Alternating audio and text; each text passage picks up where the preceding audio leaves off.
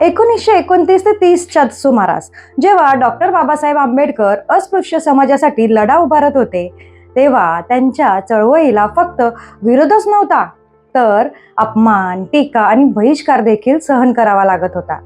पण त्या काळात छत्रपती शाहू महाराज एक असे राजे होते जे फक्त प्रगतिशील नव्हते, तर सामाजिक समतेचे खरे पुरस्कर्ते होते. बाबासाहेबांनी जेव्हा सार्वजनिक पाणवठ्यावर दलितांना प्रवेश मिळवून देण्यासाठी चळवळ सुरू केली, तेव्हा शाहू महाराज ते पहिल्यांदा बाबासाहेबांच्या बाजूने उभे राहिले.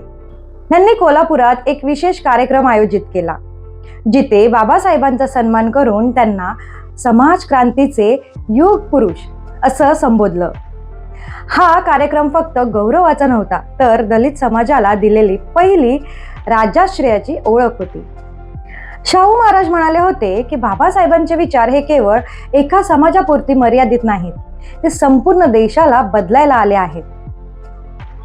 याच काळात शाहू महाराजांनी कोल्हापूर संस्थानात दलितांना शिक्षण, सरकारी नोकऱ्या आणि पाणी, मंदिरे, रस्त्यांवर प्रवेश दिला होता, जे पुढे बाबासाहेबांच्या संविधानिक लढ्याचं बीज ठरलं.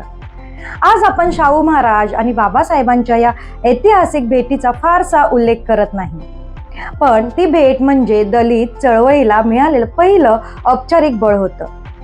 हे जाणून घेणं आजच्या तरुण पिढीला प्रेरणा देण्यासारखं आहे, कारण राजा आणि एक क्रांतिकारक जेव्हा एका तत्वासाठी एकत्र येतात, तेव्हा इतिहास घडतो. बाकी तुम्हाला हे यापूर्वी माहित होतं का? कमेंटमध्ये नक्की सांगा. व्हिडिओ आवडला असेल तर लाईक करा आणि चॅनलला सबस्क्राईब करा.